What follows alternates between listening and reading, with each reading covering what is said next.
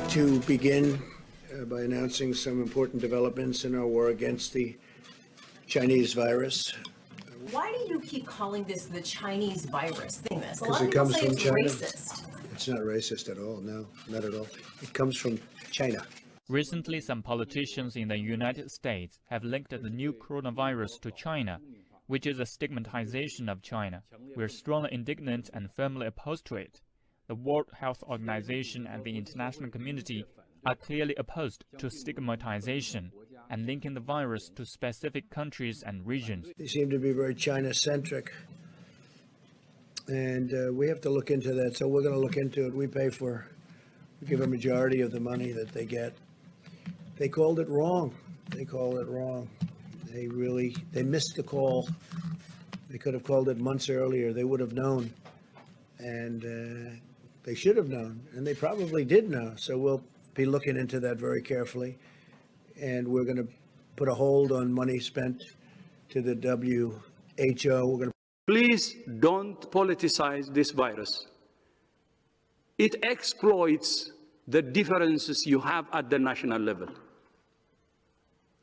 If you want to be exploited, and if you want to have many more body bags, then you do it. If you don't want many more body bags, then you refrain from politicizing it. The United States is deeply concerned by information indicating the Iranian regime may have suppressed vital details about the outbreak in that country. As of yesterday afternoon, Iran was second only to China in coronavirus deaths. All nations, including Iran, should tell the truth about the coronavirus and cooperate with international aid organizations. مسئولان آمریکایی هم دروغگو هستند، پشت هم انداز هستند، ولی هم دستتون بازه صرف خودتون بکنید. Shoot them dead. Hesitate to order to shoot you. So let this be a warning to all. Follow government at this time because it is really critical that we have order. I think it's a very nasty question, and I think it's a very bad signal that you're putting out to the American people. The American people are looking for answers, and they're looking for hope. And you're doing sensationalism, and the same with NBC and Comcast. I don't call it Comcast. I call it Comcast. Let me just for whom you work. Let me just say something. That's really bad reporting.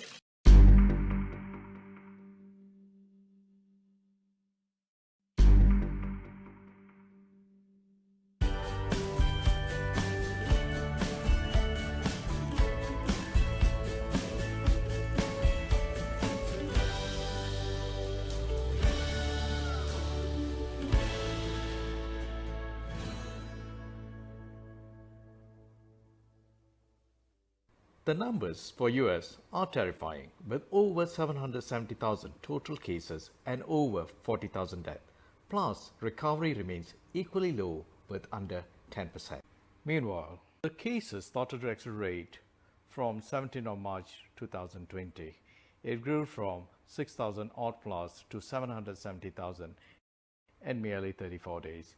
16th of April 2020 was the deadliest day yet, with more than 6,000 fatalities.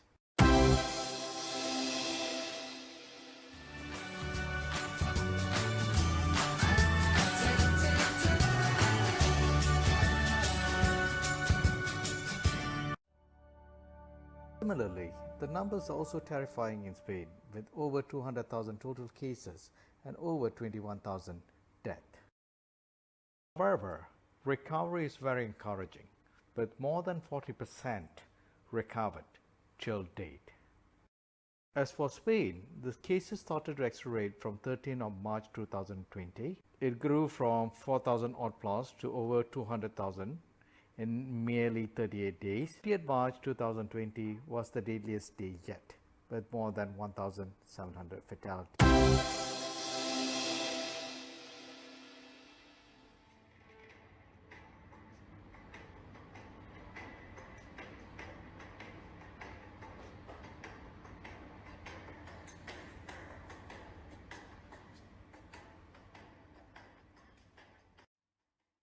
Italy was not much better, with over 180,000 cases and more than 24,000 deaths. Cases started to accelerate much earlier than US and Spain. It actually started on 3rd of March 2020. It grew from 3,000 odd plus to over 180,000 in less than 50 days. 27th of March 2020 was the deadliest day yet, with more than 900 fatalities.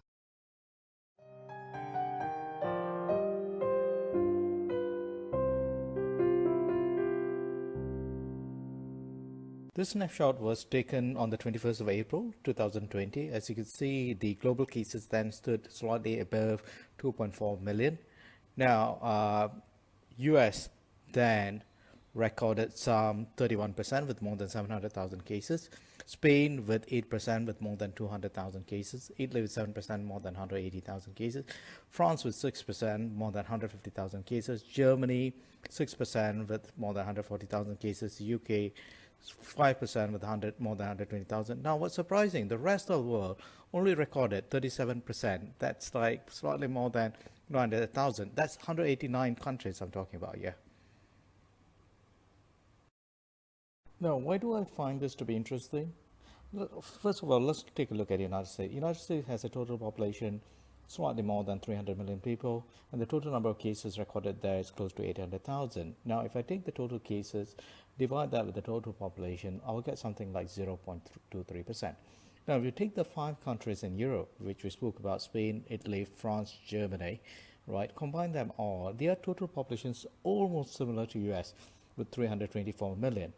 Now, the total number of cases recorded there is slightly above 800,000. Same exercise, I take the total cases, divide that with the total population, I get 0.25%. Now, the surprising bit is the rest of the world. Now, rest of the world, I'm talking about 189 countries here, more than 7 billion people. Now, the total cases recorded is only 900, slightly above 900,000. If I take the total cases, divide that with the total population, I will get 0.01%. Now, I'm not being paranoid about it. Right? Why do I find this odd? And this is akin to meeting 3 people. The first person is from US, second person is from Europe, and the third person is from the rest of the world. Now, you go about to ask the lad from US his height. He tells you that he's 180 centimeters. Now, the second bloke tells you his height is 183 centimeters. So the lad from Europe is slightly taller than the lad from US. The surprising bit is this lad from the rest of the world, because when you finally identify him, he is really short. He tells you he is 7 centimeters. Now, come to think that there must be something wrong here, right? Why is this chap really short? Now, you come to think of it, you realize the lad from US and the lad from Europe, their height seems to be quite normal to me. But then again, the lad from the rest of the world, right, I reckon is a bit too short. Now, to get a better grip of this, we decided to go about and to look at some newer set of data. This is the total number of deaths. We are kind of aware of it, and US is the highest with more than 40,000. Germany is the lowest with close to 5,000. Now, what's interesting about this, in terms of health standing per capita, US stands close to 10,000. They are the highest in the world. They are, as a matter of fact, they are twice as much as what the European countries would spend on their health expenditure. Now, in Europe, it ranges anywhere from $3,000 to $5,000.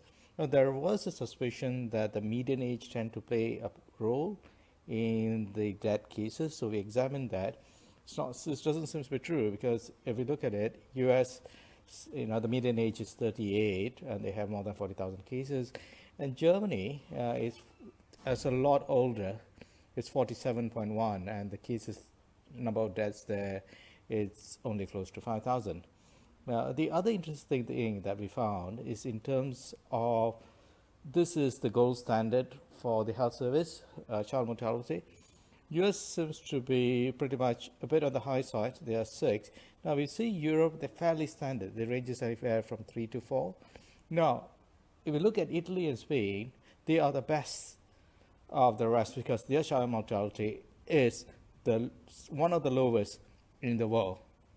Now, this is where things get to be really blurry. If we go about expand the graph to include the most populous nations, you see them wrapped around in the white box. Let's first look at the median age. We have already negated in our previous chart, suggesting that they have very little to do with the COVID-19 death, so let's leave it alone. Now, if you look at the COVID-19 death itself, it seems to be a lot lesser than US and Europe. In most instances, they are below 1,000. However, all these countries do not spend as much as Europe and US when it comes to health expenditure. In most cases, they are below 1,000. Pakistan's, for instance, is on $129. In all honesty, this shows in child mortality, which we mentioned previously, is the gold standard when it comes to health infrastructure. Now, child mortality ranges from 9 in China to an astonishing 120 in Nigeria.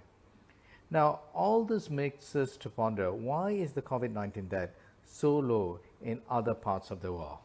Let's take a look at another view. This is a macro perspective of COVID-19 cases. You could see for yourself how light the shades of red are in Africa, some parts of Asia, and even some parts of Oceania.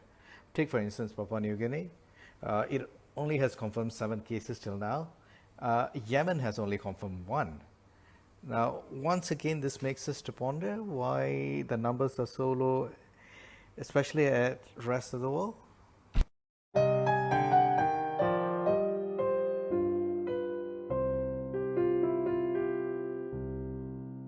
This was taken from our old Lancet study. It was published in 2012.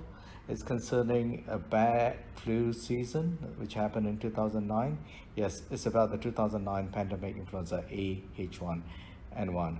Now, there's a couple of things I'd like to draw your attention to. Firstly, the fact that what was reported during the pandemic was 18,500 deaths. Now, they went back and reworked the model and came to understand the number of deaths could be as high as 284,500, which was 15 times higher.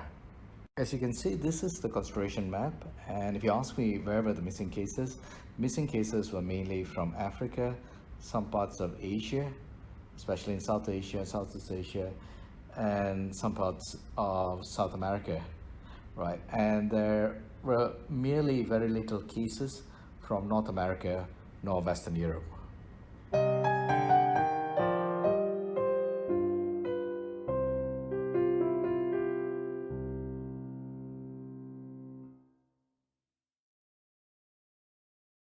It is possible for the number of cases in the rest of the world to be above 10 million. We would kindly urge certain countries to relook at your number of cases and death again. Call for help if there are any glaring gaps, since there will be newer waves to contend with. The last thing we need is a repeat of 2009 pandemic accounting.